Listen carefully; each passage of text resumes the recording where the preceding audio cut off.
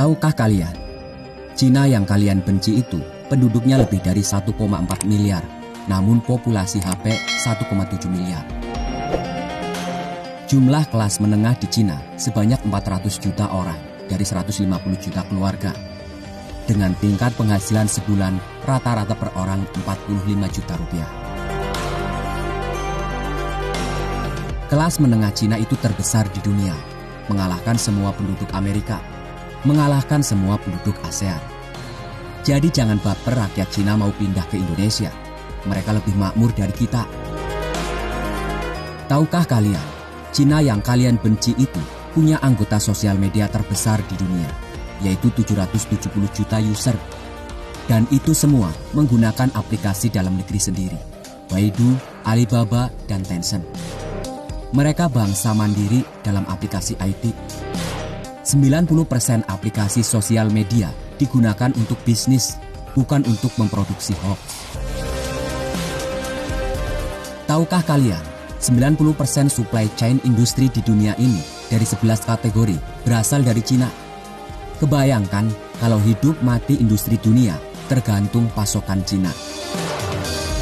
Sepertiga sumber daya alam pembelinya adalah Cina. Kebayang nggak kalau Cina enggak beli? Akan banyak negara ketiga yang bangkrut.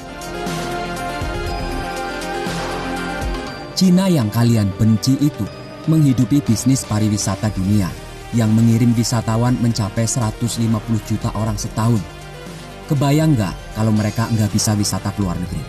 Berapa banyak bisnis wisata yang bangkrut?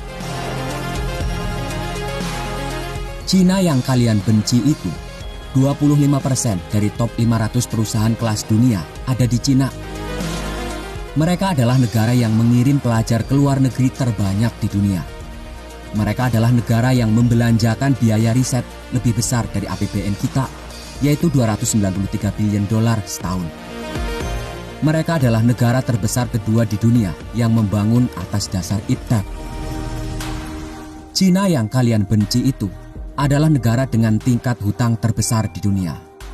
Namun berhutang kepada rakyat sendiri yang menerapkan skema pinjaman bagi hasil. Tingkat hutang berbasis suku atau syariah mencapai 260% dari PDB-nya. Hanya 40% PDB hutang berbasis bunga. Namun Cina adalah 3 negara kreditur terbesar yang membiayai APBN Amerika yang boros, memberikan bantuan ekonomi ke semua negara Islam di dunia, termasuk Arab. Mereka bangsa mandiri dan tidak sungkan membantu negara lain, bahkan kepada pembencinya sekalipun. Mengapa kalian tidak belajar dari kesuksesan Cina yang membangun dengan konsep syariah, padahal mereka bukan negara berbasis Islam?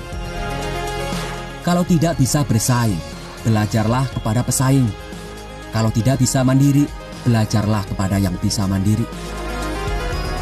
Kebencian hanya melahirkan kebodohan. Jangan mengutuki orang yang sukses hanya karena kalian jadi orang gagal. Tirulah para sufi yang tidak segan belajar, bahkan kepada anjing sekalipun.